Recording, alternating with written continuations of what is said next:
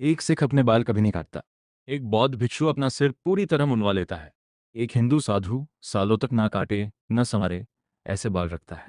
और एक मुसलमान मर्द दाढ़ी इसलिए बढ़ाता है क्योंकि उनके नबी ने भी रखी थी। ये सब अलग अलग धर्म है, अलग अलग इबादत है, लेकिन एक चीज़ समान है। बालों का इस्तेमाल एक प्रतीक की तरह अपनी पहचान घोषित करने के लिए। आज हम पूछेंगे ये प्रतीक पहली बार कब बना, क्यों बना, और क्या आज के भारत में इसका वही अर्थ रहा जो कभी था। सेगमेंट 2, बालों का पुरातत्व। यह सब शुरू कब हुआ? वैदिक काल से ही बालों को एक शक्तिशाली प्रतीक माना जाता रहा है। वैदिक देवता शिव, विष्णु, राम, कृष्ण सभी को पौराणिक ग्रंथों और चित्रों में लंबे अनकटे बालों के साथ दर्शाया गया है। मनुस्मृति में, जो हिंदू धर्म का एक प्रमुख विधि ग्रंथ है, किसी के बाल पकड़कर खींचना इतना बड़ा अपराध था कि उसकी सजा हाथ काटना था। सोचिए, पूरी सभ्यता में बाल केवल एक जैविक चीज नहीं थे, वे एक पवित्र सीमा थे। और ये केवल भारत की बात नहीं है।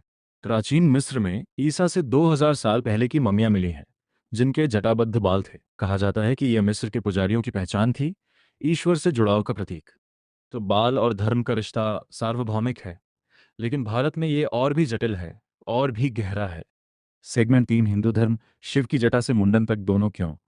हिंदू धर्म में एक विरोधाभास है। यहाँ बाल बढ़ाना भी पूजा है और बाल काटना भी। पहले बात करते हैं जटा की। हिंदू ऋषियों और साधुओं की लंबी जटा को ज्ञान, त्याग और आध्यात्मिक एकाग्रता का प्रतीक माना जाता है। ये संसार से विरक्ति की एक भौतिक घोषणा है। शिव, जो सृष्टि और विनाश दोनों के देवता हैं, उनकी जटा सदियों से ब्रह्मांडीय शक्ति का प्रतीक रही है। अब बात करते हैं मुंडन की। हिंदू धर्म में बालों को कभी कभी पिछले जन्मों के अवगुणों से जोड़ा जाता है, इसीलिए मुंडन एक शुद्धिकरण संस्कार है। बच्चे का पहला मुंडन, जिसे हम मुंडन संस्कार कहते हैं, इसी सोच से उत्पन्न होता है। लेकिन यहाँ एक प्रश्न उठता है, अगर बाल पाप का बोझ है तो साधु उन्हें क्यों बढ़ाते हैं? और अगर बाल ईश्वर का उपहार है तो मुंडन क्यों? इसका उत्तर यह है, हिंदू धर्म एक एक रूप व्यवस्था नहीं है। इसमें अलग अलग संप्रदायों की अलग अलग तर्क संगति है। ये लचीलापन इसकी शक्ति भी है और इसकी अस्पष्टता भी। सेगमेंट 4, सिखी, केश। एक राजनीतिक वक्तव्य। धर्म के वस्त्र में। सिख धर्म में केश यानी अनकटे बाल केवल एक धार्मिक नियम नहीं है, ये एक ऐतिहासिक प्रतिरोध है। इतिहासकार जेपी सिंह ओबेरॉय का तर्क है कि बाल न काटने की यह परंपरा तब जन्मी जब गुरु गोबिंद सिंह के समय में सिख समुदाय योगियों और सन्यासियों से स्वयं को अलग परिभाषित कर रहा था। वे या तो सिर मुंडाते थे या उलझी जटाएं रखते थे। सिखों ने एक अलग रास्ता चुना, बाल बढ़ाए, लेकिन व्यवस्थित ढंग से, कंधे से। सिख दर्शन में केश रखना ईश्वर की इच्छा के प्रति समर्पण है। यह दर्शाता है कि सिख अपने आप को ईश्वरीय संरचना में सहर्ष सौंप देता है। और एक सामूहिक पहचान का पहलू भी है।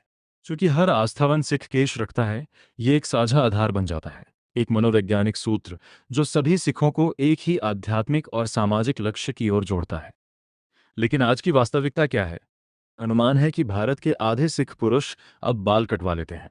कारण? रोजाना कंघी और पगड़ी बांधने की असुविधा, माता पिता का अनुसरण और मुख्यधारा के समाज का दबाव कि दिखावट सामान्य रखो।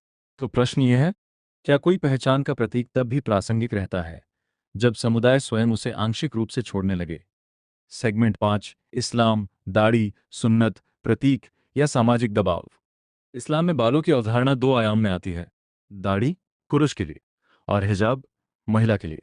इस्लाम में दाढ़ी का गहरा धार्मिक महत्व है। पैगंबर मोहम्मद सल्लल्लाहु अलैहि वसल्लम की हदीस के अनुसार दाढ़ी रखना सुन्नत है, उनकी परंपरा का अनुसरण। ये श्रद्धा, परंपरा के प्रति सम्मान और आस्था का एक दृश्यमान चिन्ह है। इस्लाम स्वच्छता और व्यक्तिगत स्वास्थ्य को प्रोत्साहित करता है। दाढ़ी को साफ और सुव्यवस्थित रखना इन्हीं सिद्धांतों के अनुरूप है। लेकिन भारत के संदर्भ में एक मुसलमान पुरुष की दाढ़ी कभी कभी केवल एक धार्मिक चयन नहीं रहती, वह एक दृश्यमान लक्ष्य भी बन जाती है, सामाजिक संदेह का और कुछ स्थानों पर वास्तविक भेदभाव का। यहाँ धर्म और राजनीति की रेखा धुंधली हो जाती है। जब एक धार्मिक प्रतीक को छुपाना पड़े अपनी सुरक्षा के लिए, तो ये प्रश्न उठता है, क्या यह धार्मिक स्वतंत्रता है या उसकी विफलता? सेगमेंट 6, बौद्ध धर्म, मुंडित सिर, अहंकार का विसर्जन। बौद्ध धर्म में बाल का प्रतीकात्मक अर्थ विपरीत दिशा में है। भिक्षु और भिक्षुणियां सिर मुंडवाते हैं सांसारिक इच्छाओं से विरक्ति के लिए। ये कार्य घमंड और शारीरिक दिखावे के प्रति आसक्ति को त्यागना है। ध्यान केंद्रित होता है आंतरिक आध्यात्मिक विकास पर, बाहरी सौंदर्य पर नहीं। भारत में धर्मशाला से बोध गया तक बौद्ध मठों में आज भी यह परंपरा जीवित है। यहाँ बाल हटाना ही पहचान है, बाल बढ़ाना ही। सेगमेंट 7, आलोचनात्मक विश्लेषण। बालों का असली काम क्या है? अब हम थोड़ा और गहरे जाते हैं। पहली बात, बाल पहचान नियंत्रण के रूप में। बाल एक अनोखा शारीरिक पदार्थ है।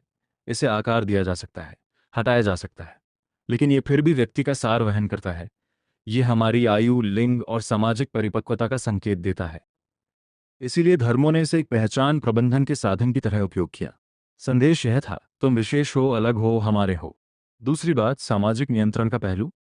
एक ईमानदार प्रश्न, क्या कभी कभी बालों के नियम महिलाओं के लिए अधिक प्रतिबंधात्मक होते हैं?